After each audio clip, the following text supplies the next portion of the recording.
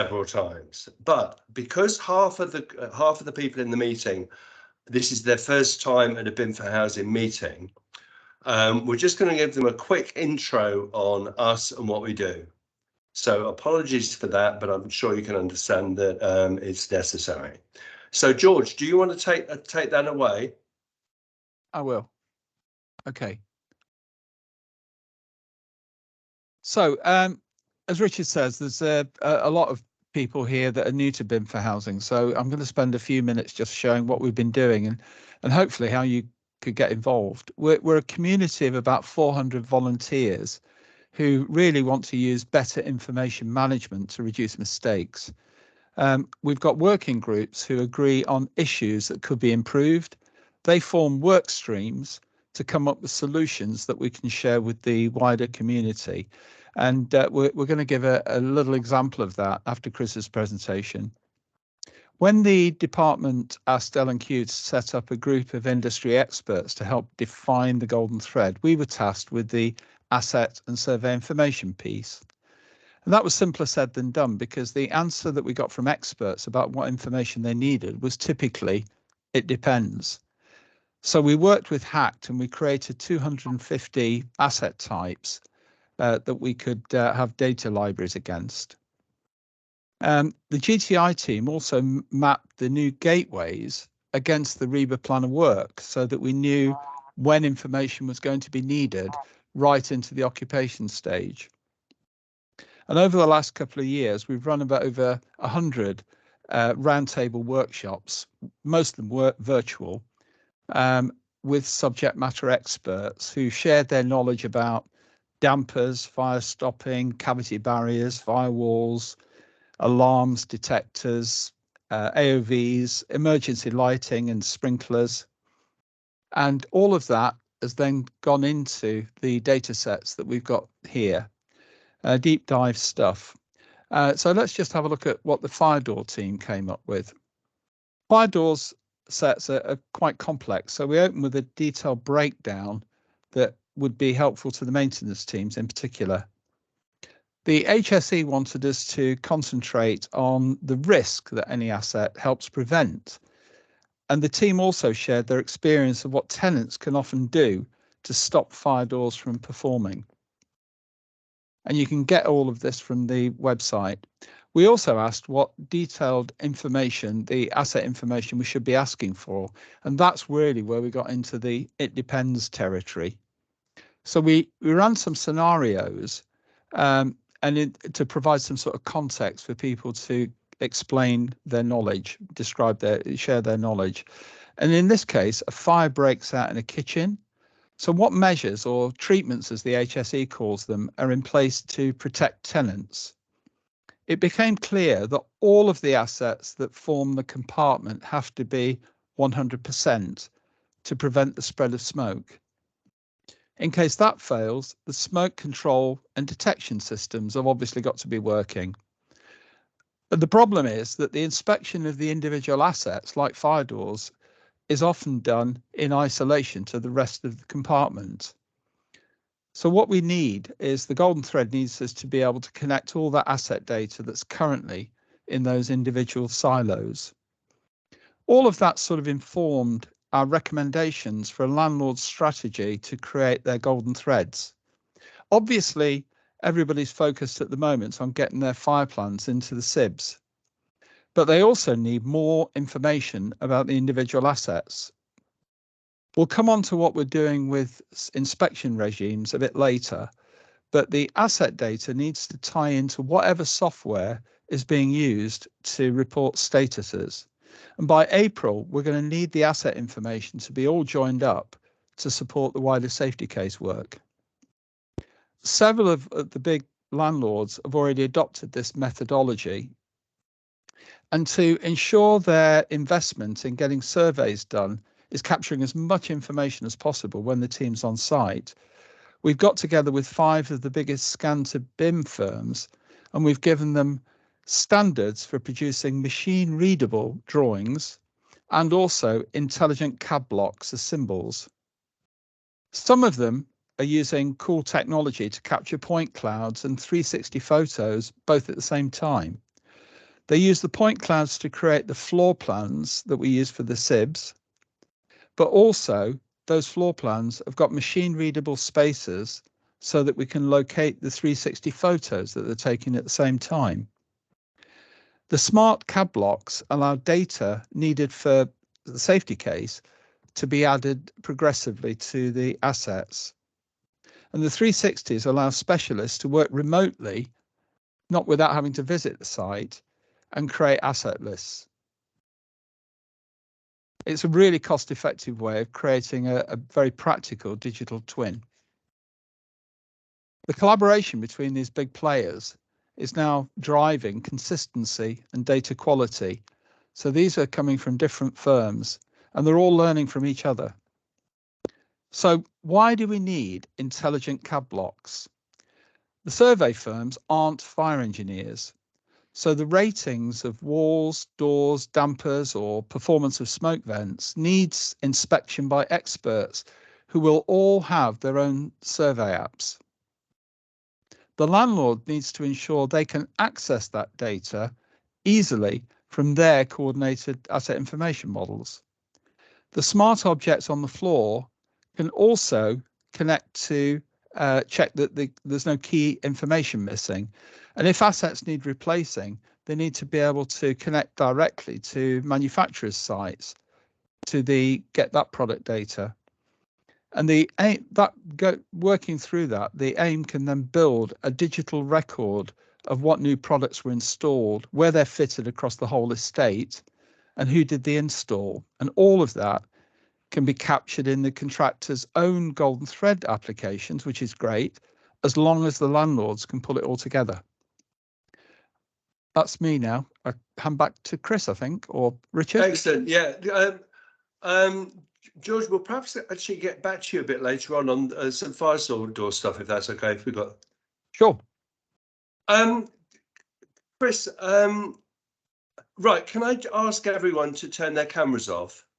Except if you speak, right. If you've got a question, put your hand up, and when you ask the question, put your camera on, or put a question in the chat, which just will pick up and send through to Chris at any point during the meeting. You don't need to wait till the end if you've got anything to say.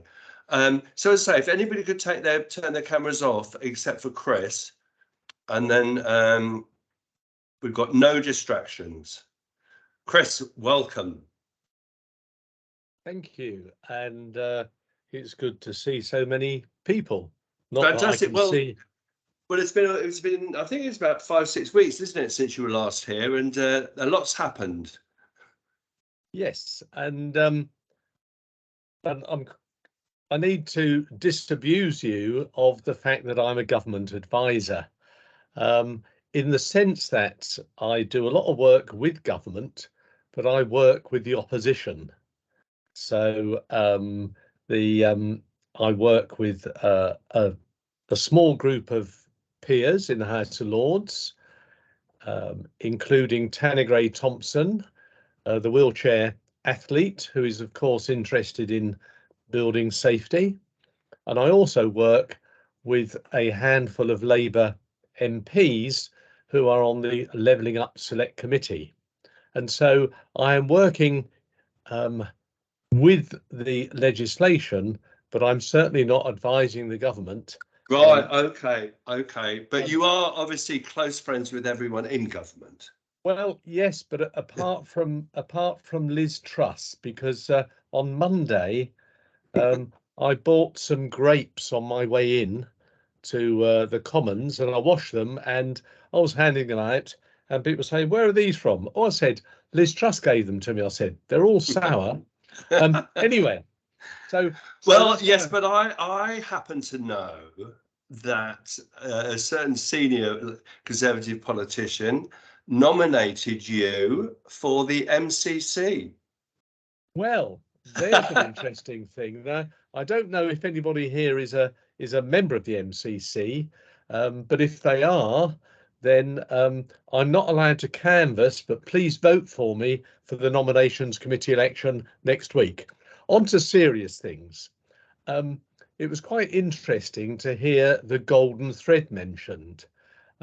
I first got into this. I'm a primary teacher from the 60s, but I got into education. I got into legislation when I wrote the Plain Guide to the Children Act back in 2006, and I'm just fascinated by. I suppose it's a bit like justifying the ways of God to man, in that I'm forever trying to enable people to understand legislation and what it means. So I did the Plain Guide to the Children Act, and then about 3.5 years ago, I was contacted by Elspeth Grant, who is a fire safety training expert. And at the moment, we've just launched a range of courses on evacuation strategies and PEEPs. But anyway, she was talking about the fire safety bill, and I thought I'd have a look at it. And as some of you might know, there was a draft bill, 250 pages, explanatory notes, 250 pages, and they were all in separate books. Let me just put my phone off. I'm already off message, it would appear. Somebody in Manchester trying to ring me up. And the other thing that I've known from the 25 years I've been working in Parliament is that a lot of MPs are not humanities graduates.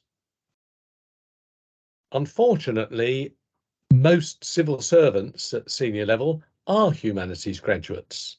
So what we got for the draft bill was a telephone book, 500 pages, telephone book-esque. And there it was with the notes and the bill and loads of examples. So what I did to get my own head around it, I converted it into an A3 landscape spreadsheet. And in column 1, there was the Act verbatim. In column 2, there was the explanatory notes verbatim, which corresponded that bit of the Act. And in the third column were the examples. And the fourth column was left for the members of the draft bill committee to make their own personal notes, a bit like getting a blank card from Hallmark. And within 2 weeks, I was a policy advisor to one of the MPs who said it transformed their life. And by the time it got to the proper bill committee, the majority of the committee were using my plain guide because it was just much easier than shuffling bits of paper. So that's where I am.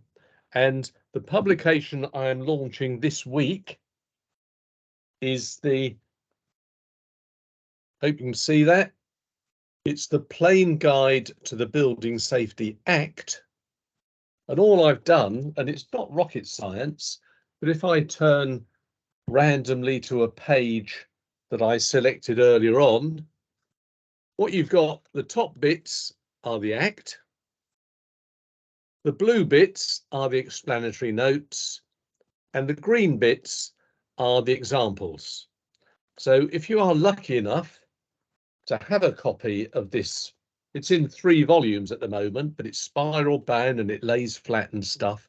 If you've got a copy of this, it's your one-stop shop for information about the Act. But I'm sure that BIM will be sending you a flyer and an order form later on. So where do we go from here? When I read Dame Hackett's review, she talked about the golden thread. And indeed, I thought that the golden thread for buildings was going to be a bit like this, and that all you had to do was to sort it out. And that would take you from concept to moving in. I then looked a bit deeper into the golden thread, and in fact, looking at the industry, it looks a bit more like this. There's the architect over here, and over here with a great big knot are the developers. And in fact, the golden thread is more like this than the one that we are all aspiring to. So could I have the first slide, please, Jess? Yeah.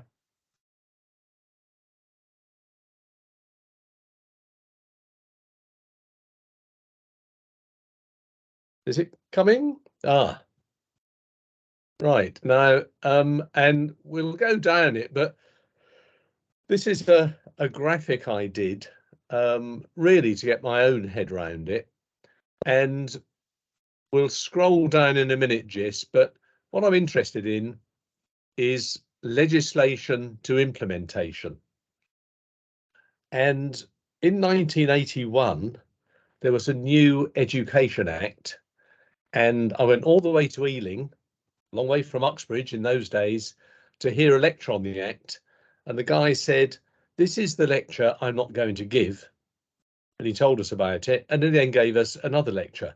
And the one he didn't give us was the one we'd all wanted to hear. So this is going to be a fairly short presentation, and hopefully there will be plenty of questions. And I'll take questions as we go through. If you put your hand up and Gis does whatever he does. So stage one, you've got some people with a lot of money, the finance providers. They're probably from Qatar, if they've got any left after buying Man U.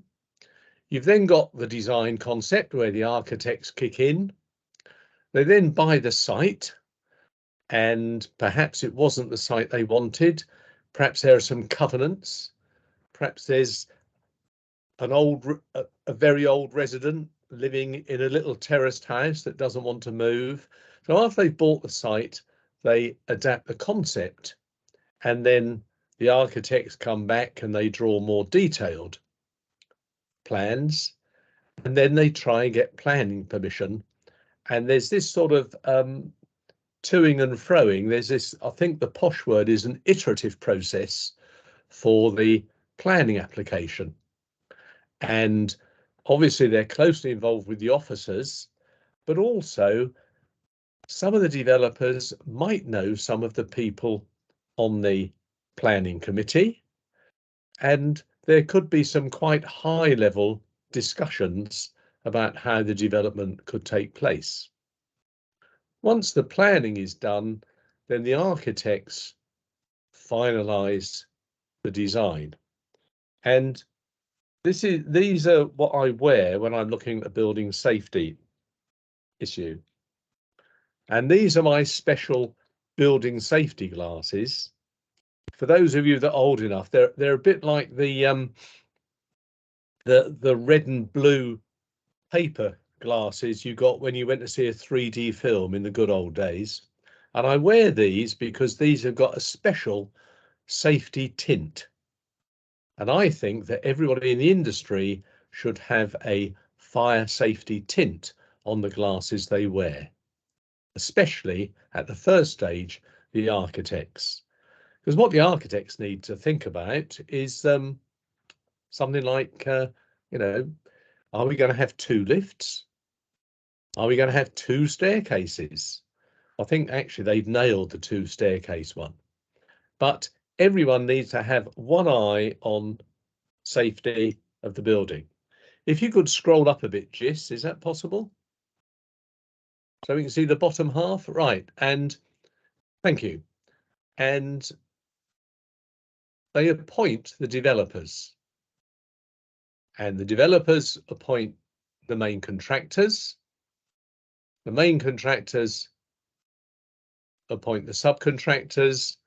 And it does vary, I imagine, but the suppliers are involved. And all of them, all of those groups need to have some fire safety glasses. The main contractors are key, and of course, as are the suppliers.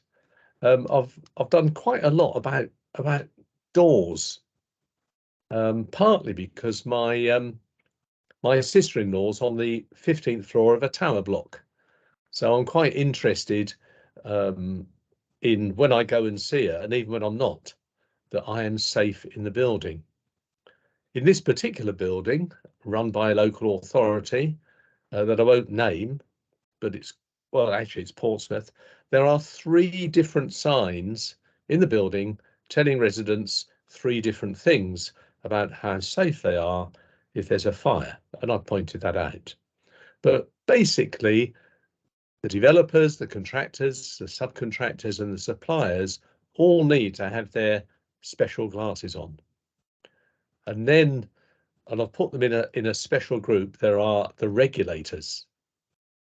And if you look top right of what you can see, there's the regulators box, and that includes Health and Safety Executive, who will be setting up the BRE, local authorities, and fire and rescue services.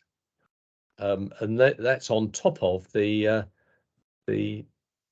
people who will inspect the building at each stage. And then somebody actually moves into the building. And at that stage, the owners, the agents, and the residents all need to have one eye on fire safety. Now, I've put in owners and agents because quite often the owners are, well, they're not lost in a mist, but it's not very obvious to the residents who they are. So if we can just scroll down a little bit, Jis. I think more. that's it. I think that's it. Oh, sorry, scroll up, beg your pardon. Scroll up. So you've got the Fire Safety Act, the Building Safety Act, you've got regulations, which are coming quite quickly, and then there's guidance, which I've asterisked. And there are 2 important things about guidance. Well, one important thing, actually. Some guidance is framed in the context of act quotes in accordance with. And that means what it says. You've got to act in accordance with it. Other guidance is have regard to, which means you have to have regard to it, but you certainly don't have to do it. And then there's the regulators, and then there are the august bodies like BSI that will produce British standards.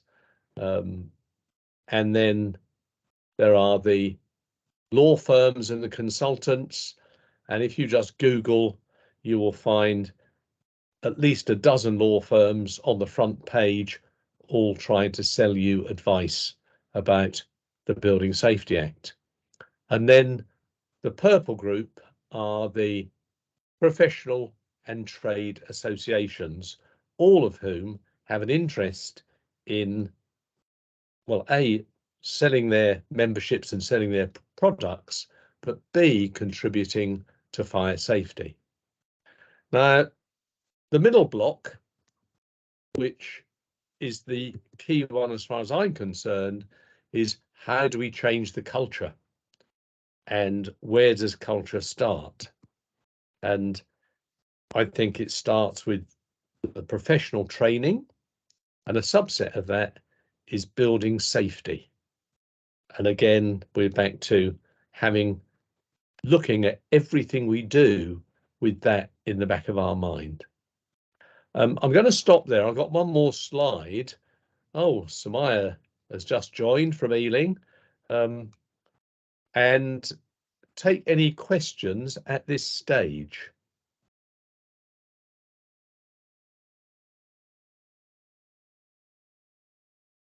Oh, look, there's one question coming up. That's Jim. Yes, Jim. Hi, Chris. Just on the basis of culture, are we to consider the actual tenant as part of that, or are we going to build with safety in mind despite the tenants? Right. Well, if you scroll down, sorry, I've got specifically, there's a great problem with over storage on balconies in purpose-built flats. Yeah. And obviously we've got hoarding that creates a problem well over fire safety loads. And then we've got vandalism itself on emergency lighting and the facilities within the flats. Now, I'm not going to say that it's a huge problem, but it certainly had some parts to bear in some of the sad stories, specifically Harrow Court and Shirley Towers in Southampton. Yeah. For me, was the start of Coroner's Rule 43's start recommendations. So is it despite the tenants or with the tenants? Okay, no, it's with the tenants. And if we go to the bottom of the slide, Gis, you see that residents, I'll put residents there. What is interesting is that residents have been significantly ignored for some time. But one of the fact sheets talks about residents' voice, and resident engagement is now an increasingly high priority for every responsible person. I agree with you about the dangers, and of course, if you've got a cannabis farm in your big bedroom, then you're not going to want to let anybody in to have a look round, because A, you might have to give them some, or B, you might shop them. Joke. However, a particular issue has arisen with mobility scooters, e-bikes and e-scooters. I think so far there have been 3 deaths in England because people, and I don't know about, I'll not comment on the specific cases, but people doing Deliveroo would buy an e-bike secondhand, they'll buy a knockoff charger off eBay or somewhere, and they'll leave it plugged in overnight and it will catch on fire. In a block of flats I visited, outside of the block of flats, there was there's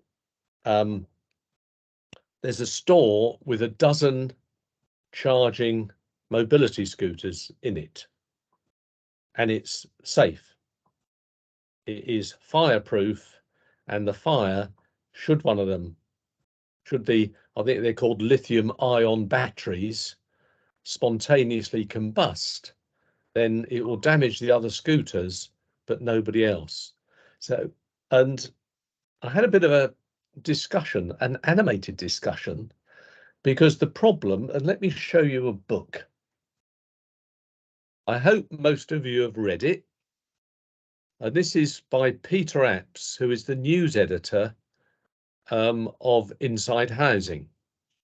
And it's a real page turner about what happened at Grenfell on the night. Chris, move it over a little bit. You can't see it. See the cup. That's better. That's better. Is that better?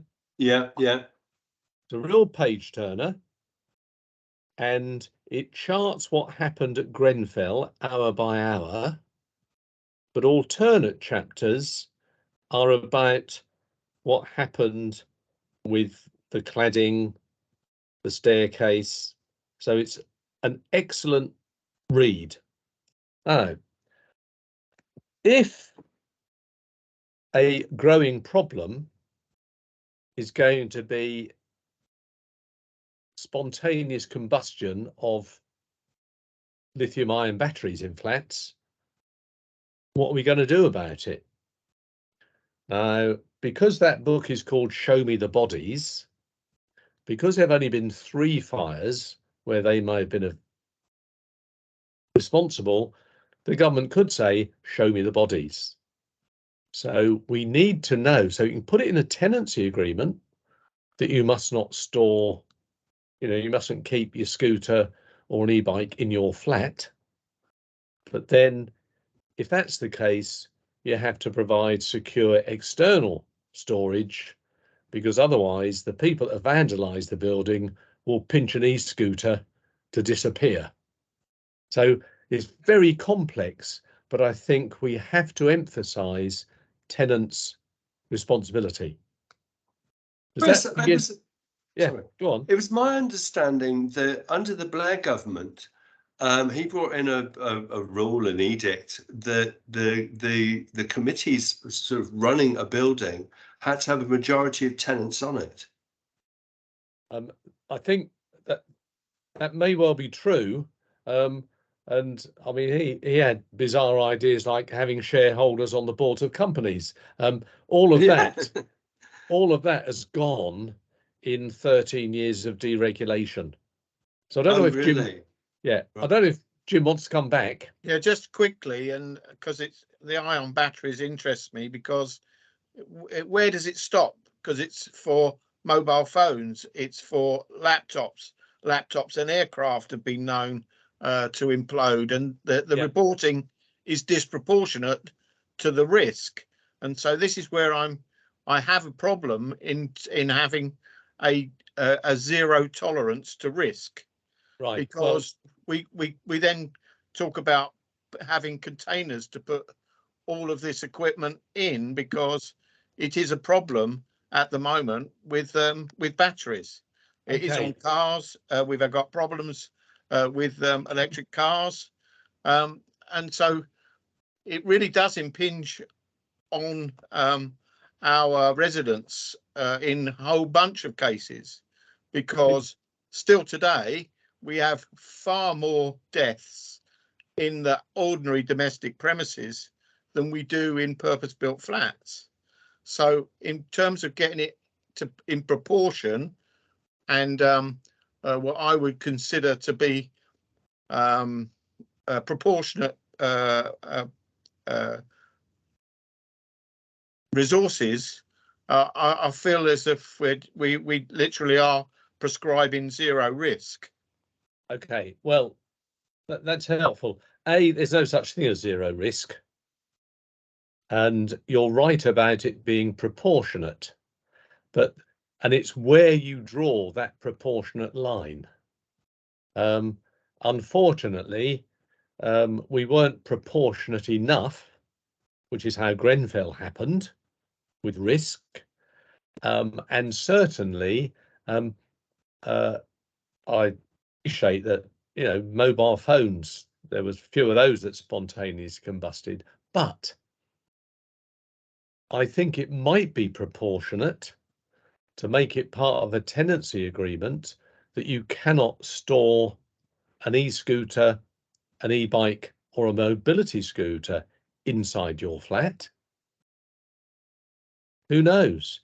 And of course, Chris, could I just I can see Nick's got his hand up. I just wanted to just mention that Paul Bray is on the call as well. Paul's a former firefighter, but he's head of fire safety in Plymouth. No, anyway, yes, I think it's Plymouth. I apologise, Paul.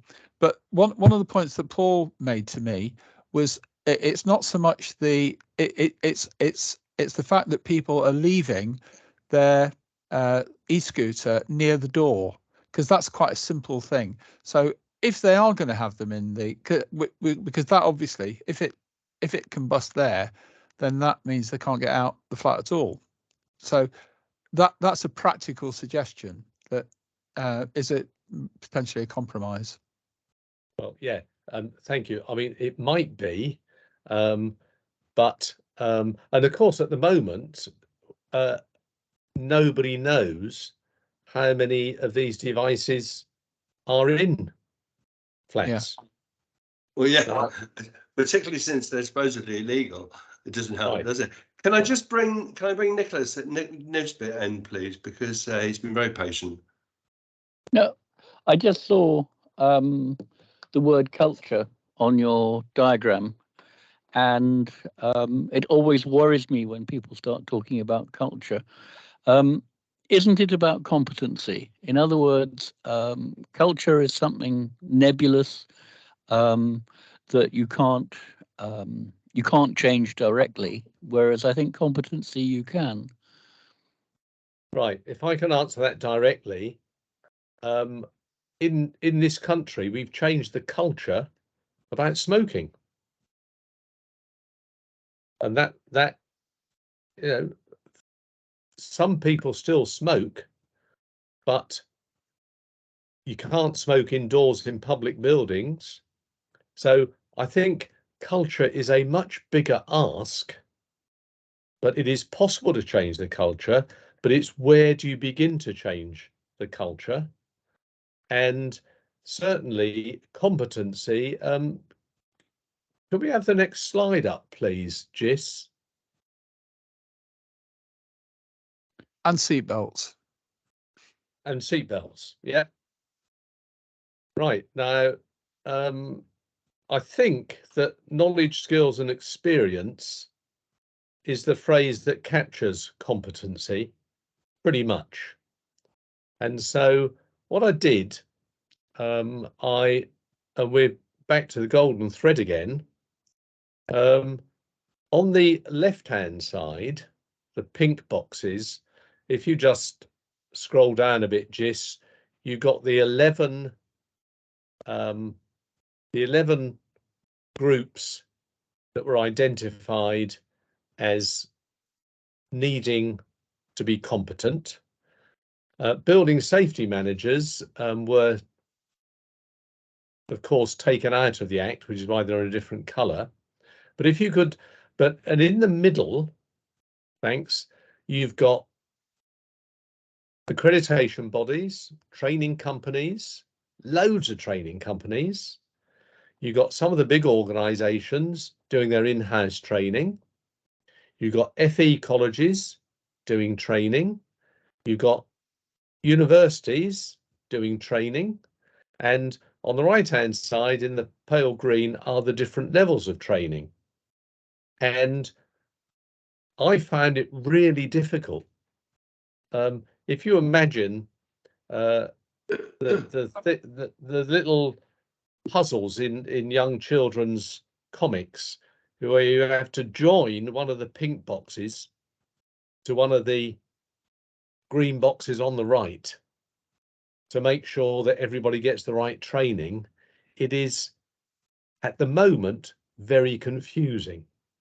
You've got the government and the regulator and Ofqual looking at training, but I can't find any simple way of making sure that all of the people in the pink boxes have got all the training that they need. And so that is where you get the knowledge, because I can't see, I mean, if you do a T level, which will be in here before long, you have to do 45 days work experience as a 16 to 18-year-old, but most of the stuff is about building knowledge. And I don't think the online training is that good at building skills. But then you develop the skills and you acquire the experience. And it's defining competency and how you make people competent. And the only way of getting experience is sitting by Nelly, really. You know, you don't get a plumbing qualification unless you can actually, you know, change a tap washer. And so I think you're right. Competence is key, and that is the other thing that we need to unpick and we need to deliver to make sure that everyone at least has the knowledge, skills and experience and follow some sort of, they've got some inbuilt ethical compass. Does that help? Thank you. Yeah, ethical compasses are as common as unicorn's teeth. Well, it's funny you should say that, because I went to one of these big, it was, I think it was at XL, and they got these open stages and they had somebody from a developer, and this person, and I won't name Balfour Beatty at all, but this person said that that developers needed to reset their moral compass. And I explained to her that as part of my research before I went to the conference, that I'd looked at the moral compasses of half a dozen major developers. And I said, the one thing I didn't find was the letter N. I said, because wherever that was, I found a pound sign. And I mean, that was one of the few occasions I got a round of applause at a housing conference. But you're exactly right. I think there are many. I think actually there are many moral compasses. I think the problem is they're all contradictory. Well, I think a lot of them are pointing to the bottom line, but that's another story. I think the other aspect that we've tried to look at from that point of view, Chris, we've tried to learn from the black box thinking methodology, and we've set up basically an area on the BIM4Housing site where people are able to share their experiences. And we've got some good examples of that, and we'd like to encourage more of it. But I think that's a really important thing, to move the culture from one of blame and risk transfer to one of identifying that something, nobody's perfect, but let's report it and let's learn from it so that we can engineer the problem out. That's the way in which, as I understand it, that's the way in which the airline industry has become so safe, not because it was inherently a safe industry, but because they've actually grasped the nettle, and they encourage people to actually report when they have when mistakes are made, because in many cases you can identify that mistake wasn't just down to that individual, it was down to process, and it can be engineered out. I think that's something that we ought to be trying to do within construction generally, but residential in particular. And I'm a simple soul, and what it would help me to understand is, if you look at, if you take a typical engineer, and I don't know what a typical engineer is, and just look at his knowledge, skills and experience pathway, and say these are the things that a competent engineer will have done. And if you were to do a very simple case study for all of the people in those left-hand boxes, then that it wouldn't be a prescription, but it would at least indicate, and you could get it on. I mean, I'm very keen on the Toyota concept of lean A3, and you could get on one side of A3 the typical training pathways from the person who does an apprenticeship in construction down to the level 8 professor who's done a master's degree or a PhD in architecture. But I can't find that anywhere. And how do we get our heads around what is needed in terms of knowledge, skills and competence for each type of person? Actually, Pete Patton has put in the chat about it, calling it conscious competence. And it's knowledge, skill, experience and behavior, which I thought was quite interesting. Well, Chris, one of the practical things that one of our groups is doing at the moment, Paul McSolly's leading it from Mace, is looking at decision trees. So in other words, looking at what decisions a competent person is taking into account. He's got a really good example working through for smoke dampers, where the selection of the smoke damper has got quite a lot of complexity in terms of what wall it's going into, the context and the like. And what he's done is he's gone through working with a couple of the other team members, Paul White in particular, I think, is looking at what those decision points are. Now, if we can take that and have that in a proper structure, the thing it is very complicated, but when we look at what ChatGPT has been able to do with creative writing and the like, I'm sort of the view that AI may have a means by which we can look at these very, very complex tasks and to some extent automate them. But the key thing in beginning is capturing that domain knowledge to say, what would a competent person do? What information do they need to make that decision, to make the right product selection? Yeah. And that, well, I mean, I'll happily talk to that group, because I mean, when I was one of the things I used to do as a teaching 10-year-olds, I'd say, write down how to make a cup of tea, and some of them would have poured the boiling water all over the kitchen floor before they'd taken the lid off the teapot. And it's breaking stuff down into those simple stages, stage by stage, which is where the decision tree comes in. And you talk about artificial intelligence, but even if we go back to using decent digital intelligence, I mean, in the time it's taken me to answer this question, one of you could have probably worked out where you could stay in Ibiza on the 27th of June for under £39. So we've got the information technology, but government in particular is very bad at using it and getting it up to date. So I agree with you. I've used artificial intelligence to answer a couple of questions that I've posed them, and I've then shown it to legislators. And I think this is going to be the way forward. You're right.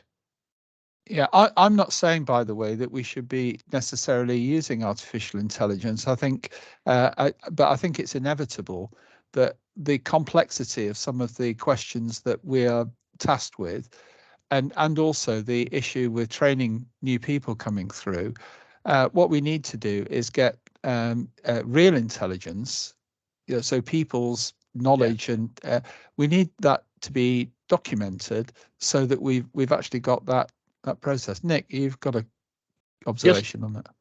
I'd really like to separate artificial intelligence and ChatGPT and stuff, which is guessing at what a good answer would look like, with helping people to document rules, to share knowledge.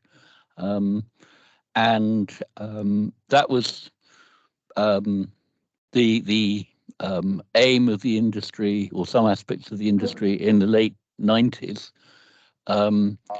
And I think we should go back and take another look at saying that if we can help experts capture their knowledge so it becomes more general, so common sense is overruled by expert sense, there's a really good case for that. I wouldn't fly in an aeroplane that's an average of all other aeroplanes, or walk on a bridge that was the average of all bridges. And yet that's what AI and ChatGPT is asking us to do.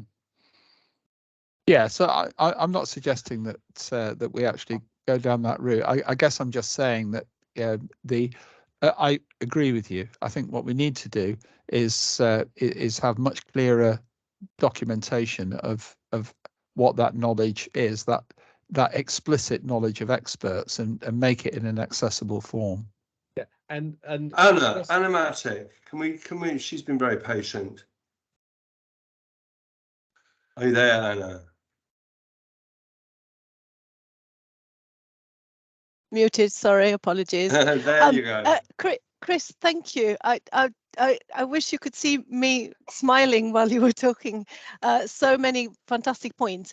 I'd like to go almost like back to your previous slide, because the massive elephant in every single room where we're talking about things is procurement. And all of those threads that you were holding, they're all held by the mechanism of procurement. Yes. And everything we're talking about, from BIM to digital to AI to, it doesn't matter. I mean, you know, if we're just doing it all by pencil, it doesn't really matter.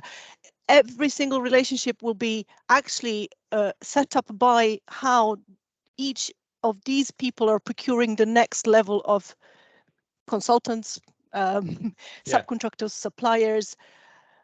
And yes, the competency has to sit there with each one of those kind of team members, but it's also set up by how we're procuring the next supply chain. Yeah.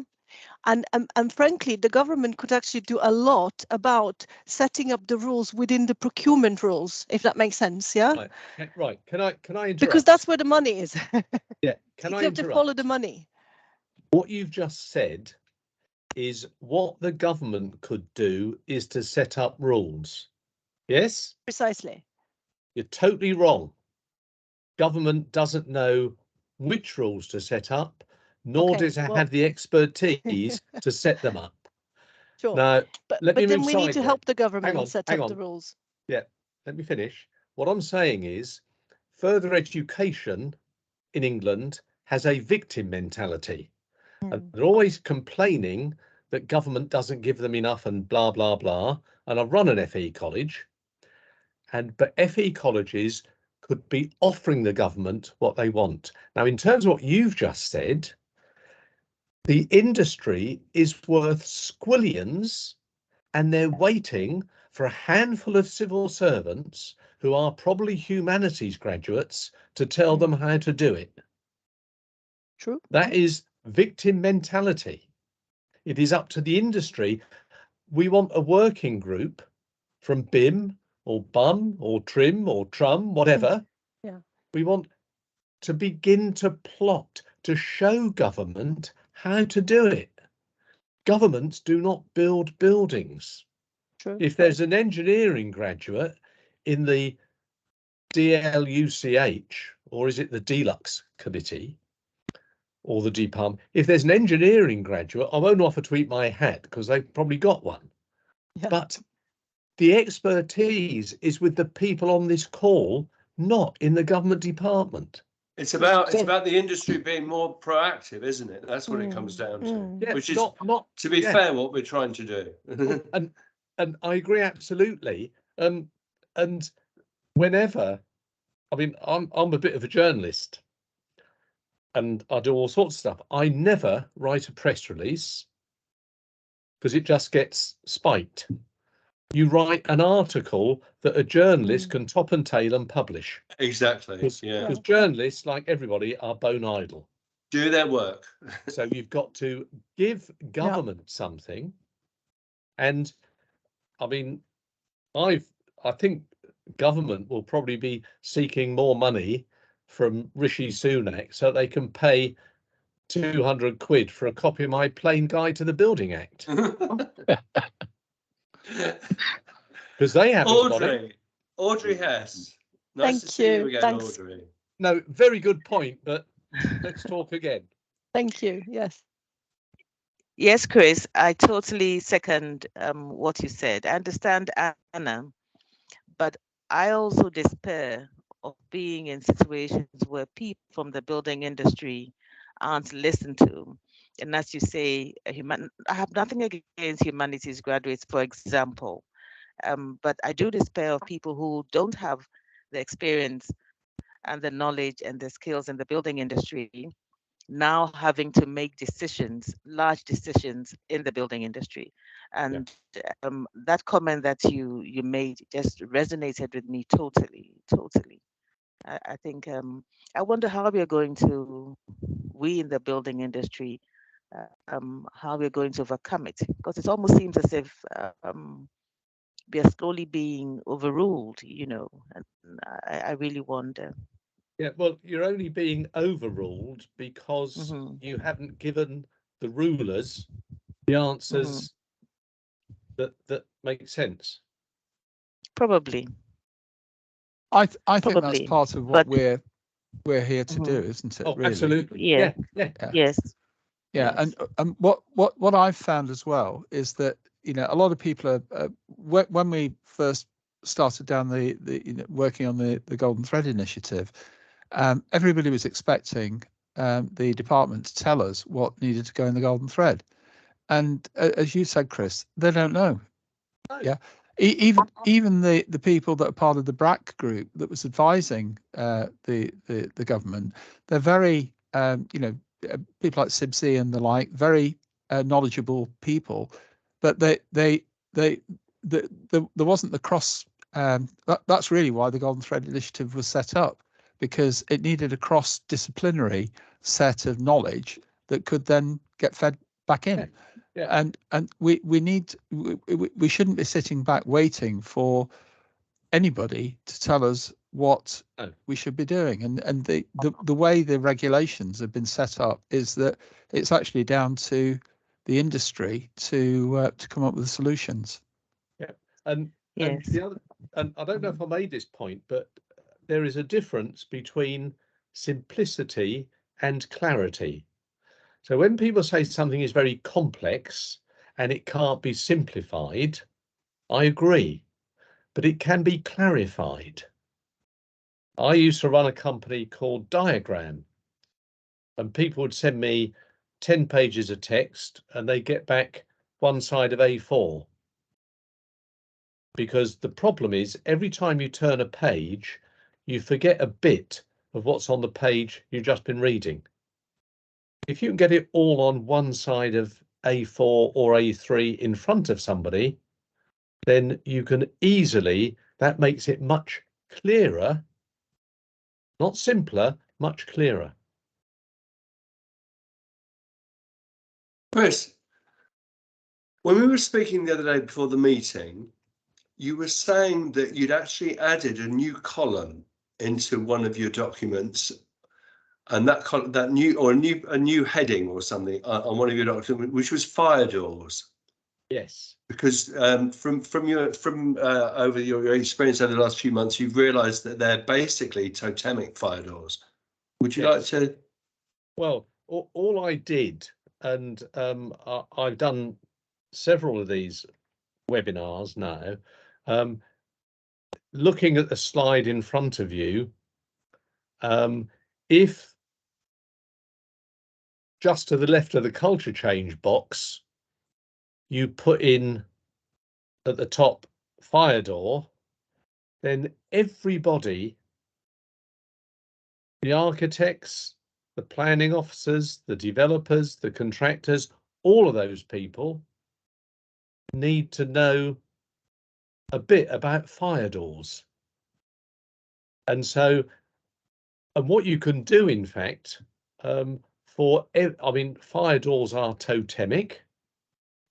You could put in other key issues into that and just see, and this is where everybody needs a pair of these glasses, so that wherever you're coming from, whichever specific element of a building or a development you're involved in, you've got that fire safety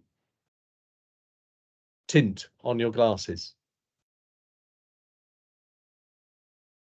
I think that's a really good way of putting it over. And I think the other aspect of that is that there's going to be several different tints. You're going to have the fire safety tint. There's also a building safety tint, Yes, which will require slightly different information. And we've also got embodied carbon, which is another tint. yes. So there's a range of different things that you need to hold against that door that represent the different stakeholders. Yeah. So that, and, I think that's yeah. a really interesting way of putting it over. Oh, I didn't mean to be interesting, I'm sorry. Right, well, I've been banging on for just under an hour, and I'm not being paid for more than an hour. In fact, I'm not being paid at all. So so is there has anybody got anything else they specifically want to ask Chris about? Because I do want to move on to, actually, because that was a very clever segue I just made to fire doors, because we are actually launching a fire door, well, a fire fire inspection work stream, which the first one of which to get moving will be fire doors. George, do you want to give a quick run over of that? Because I'd be very interested in Chris's view on that, actually, Chris, if you don't mind hanging around. No, certainly not. And can I just say that I'm a self-unemployed pensioner, and I do weddings, funerals, bar mitzvahs for a very modest fee, should any of you be interested.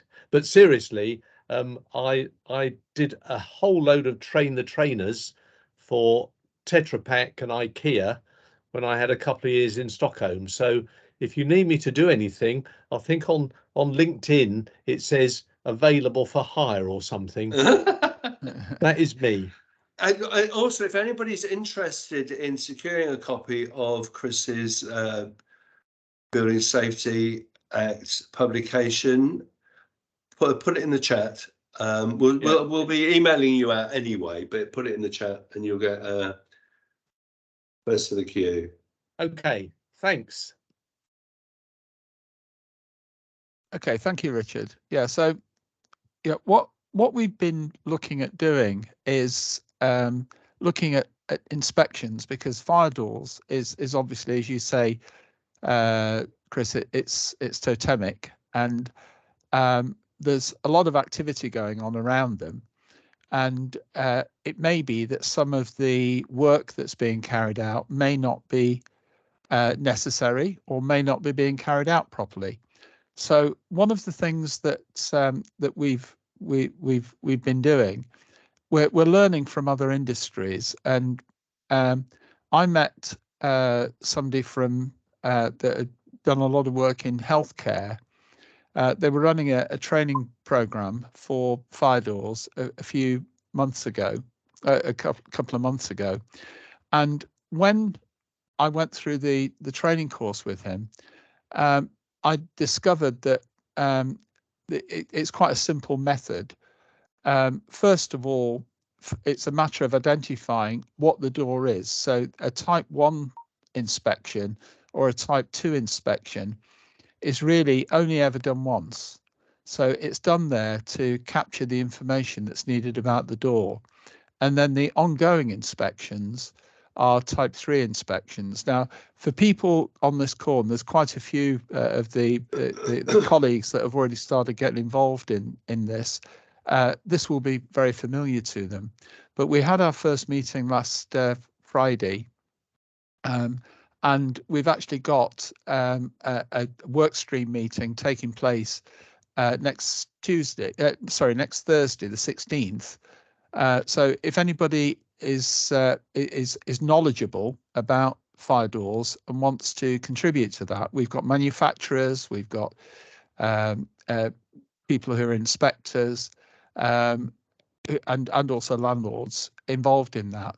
So we're looking to come up with some standardization. We're taking the work that's been done for the NHS, and then we're actually repurposing it for residential. And that now has also led, this is the group that have already signed up to it. So we've got almost 30 people involved. And what we're also now looking to do is the same methodology for smoke control.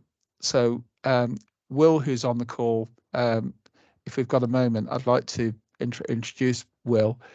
So that's happening on the 21st of February. So that's a week Tuesday. And Paul Bray, who's from Plymouth, is also a member of CROSS. What we're doing is looking to see if we can do it across a much wider set, because the methodology seems to work, of having that initial identification stage and then doing the regular inspections. So that was principally. So are there any questions on that?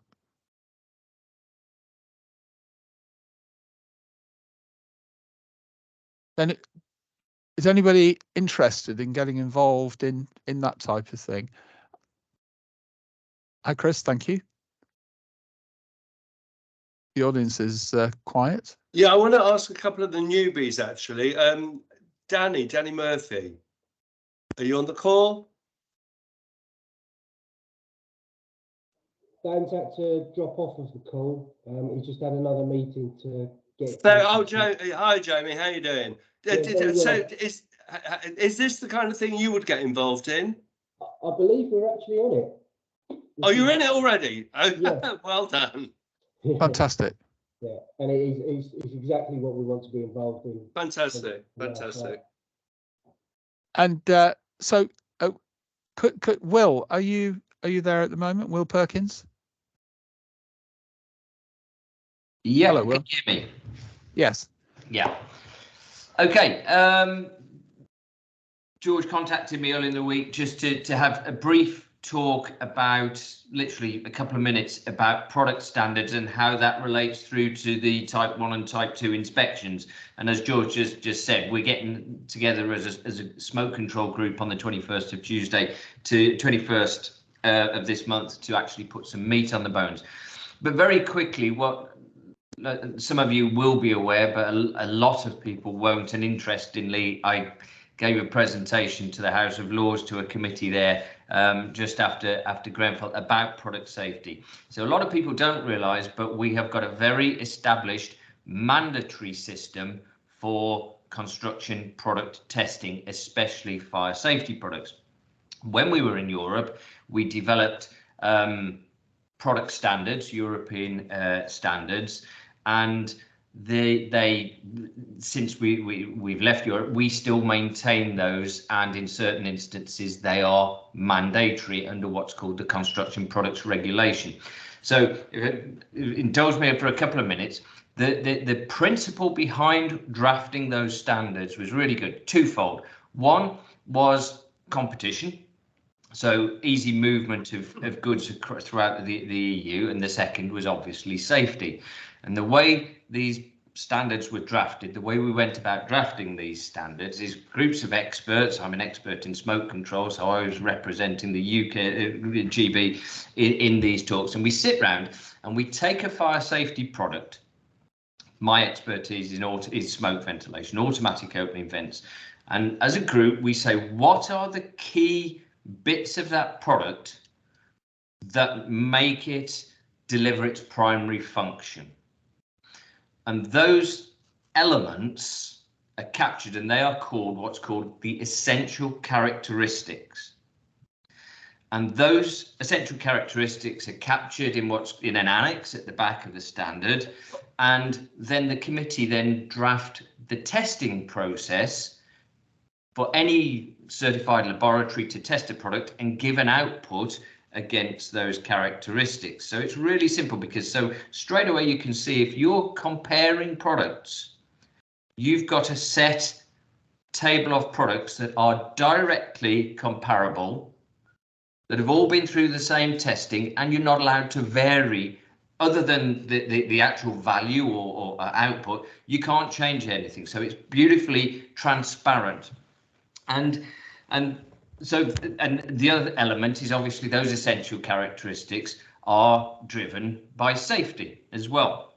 And this is all mandatory. So where those standards were harmonised, and they've been they come across to the UK as well, then those are mandatory. So let me just indulge me. I'll just share a slide with you, a couple of slides that that explain this. Hopefully this is coming through. Did that come through yet? Yeah. Yes. Okay. So like I say, my expertise is smoke ventilation, and the standard, the the British standard that covers this product is BSEN 1201 Part 2. That's a harmonised standard. So there we are. What does it look like? It's a standard in a residential application, end of corridor vent. That testing has, because it's a fire safety product, can't be tested in-house. It has to go to a certified laboratory, and all of that process is underwritten by UCAS, and that enables you to, in the transition period, either CE mark it or put a UKCA mark on it. And interestingly, after the Building Safety Act, we now have a product regulator in place called the National Construction Product Regulator, or the OPSS. Those people are in place, and they are coming to the fore. So how does that actually work in the application we're talking about? So it all comes down to specification. So if we were to go down a fire engine, there's got to be under the Building Safety Act, we need a principal designer who's going to be ultimately responsible for that fire design. Let's say in the example we go down the approved document, we're following approved document B. Well, that standard I talked about is called up in the approved document. BSEN 1211 Part 2 is called up in the approved document, and the functional requirements of the approved document says it has to achieve this free area. Well, guess what? That free area equates to one of those essential characteristics. So you can see straight away, just from that example, those essential characteristics directly tie it back to the fire strategy, even in this case, the approved document B. So very quickly to finish, the work we're doing with George is to say, okay, if I'm a landlord or a building operator and I need to inspect or one day replace that product, the critical performance functional requirements are there, captured in the essential characteristics. Doesn't matter what color it is, etc., etc. You have to match those essential characteristics because they tied back to the original design functional specification. So very short, appreciate a few minutes. Chris, you've got a question? Yeah, that's interesting. If a screw comes out of a fire door,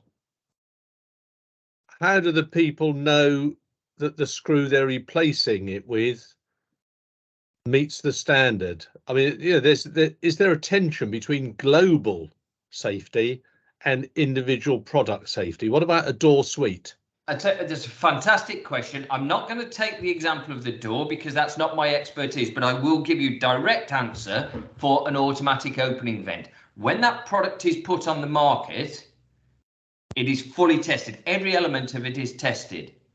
Therefore, if you substitute any element in there thereafter, it's ultimately at your risk because it's going to waive any. It will be out. Typically, it'll be out of guarantee, but it will break the chain of operational. So then it becomes a commercial decision by the building operator.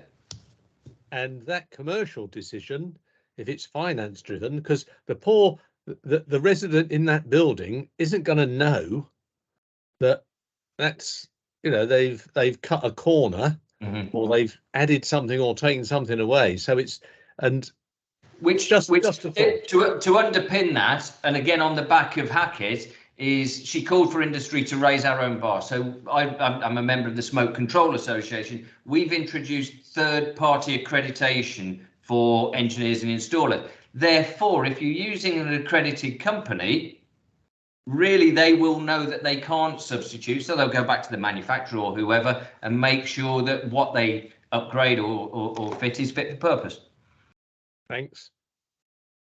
Yeah, that is a whole, as I've got more into it, Chris, it is very complex though. So for example, we in the meeting that we had on fire doors last week, one of the challenges is that to get a fire door tested, it's quite an investment, and the information that is captured isn't something in most cases that the manufacturer may want their competitors to know, because the context in which that particular door is tested can be significant.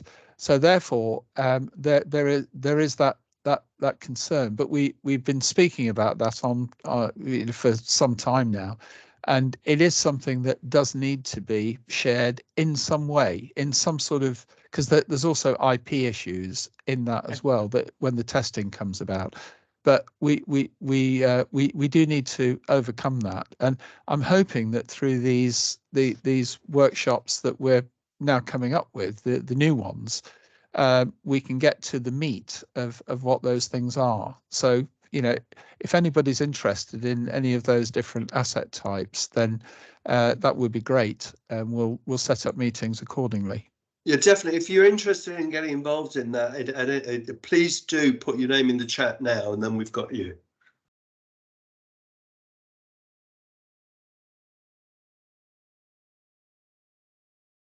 Okay.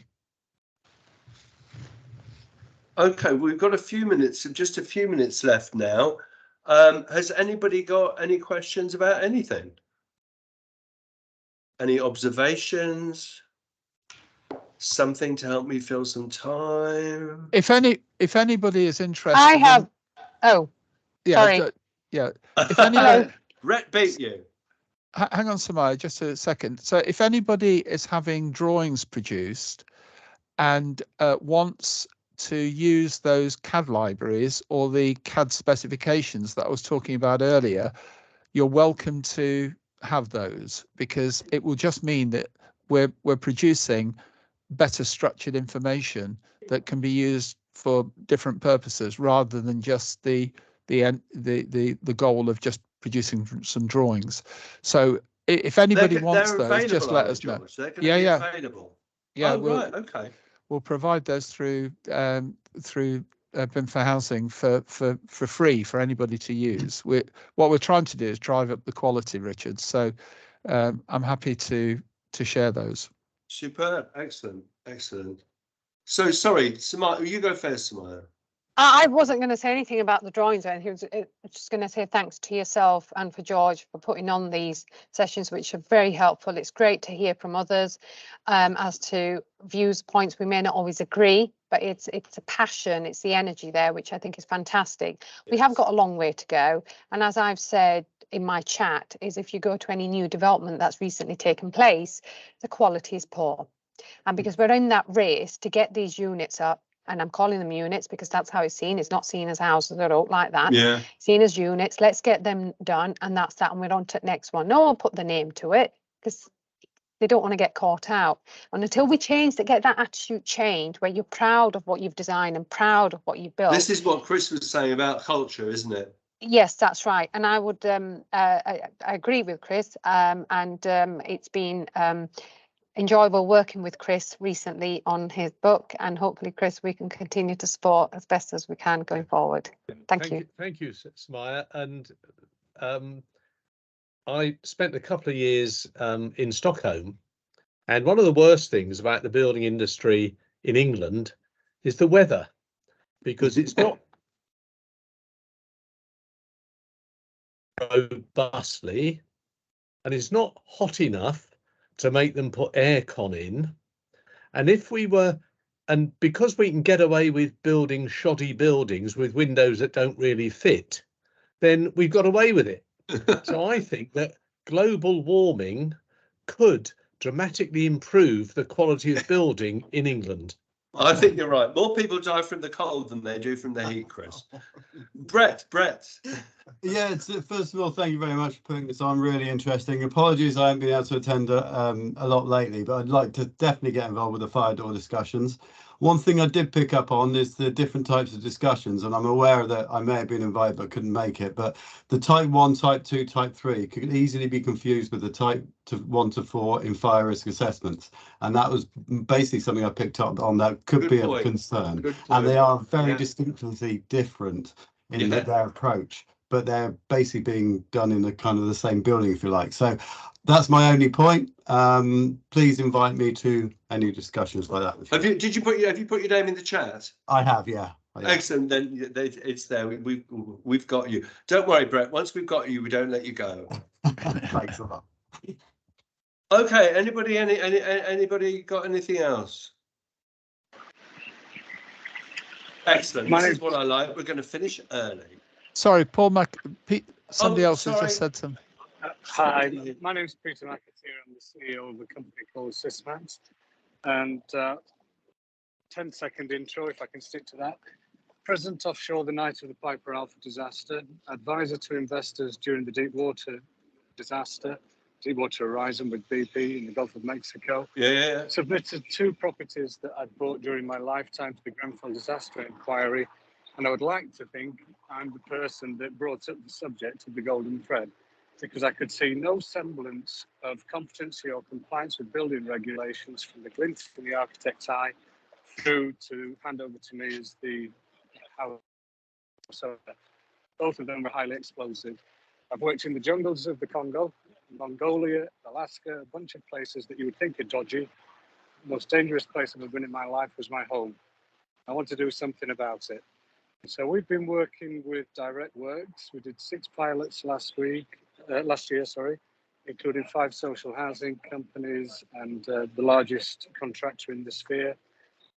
Currently working on the golden thread with a couple of other organisations. I just wonder if this group would like to see what we're doing.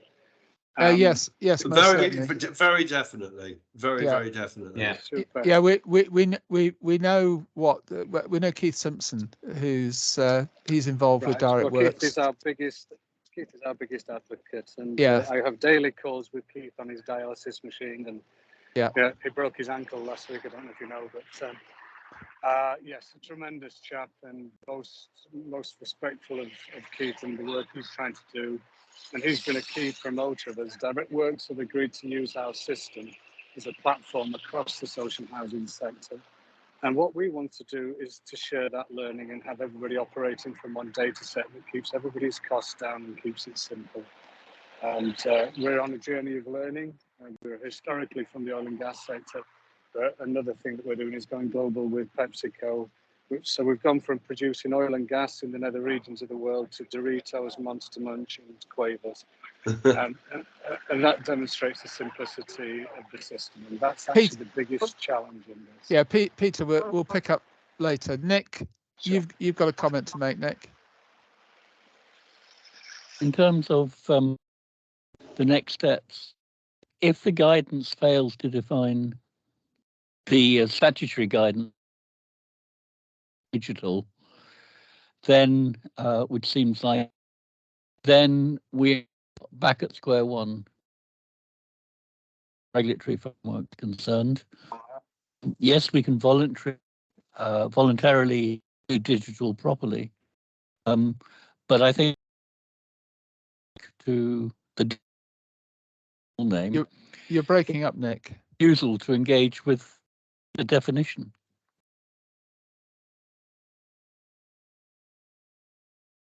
Okay. Yeah, sorry, Nick, you're breaking me. Chris, do you want to? You've got your hand up. Just to say, for those of you that are feeling distinctly underdressed, I am still wearing my pajama bottoms today.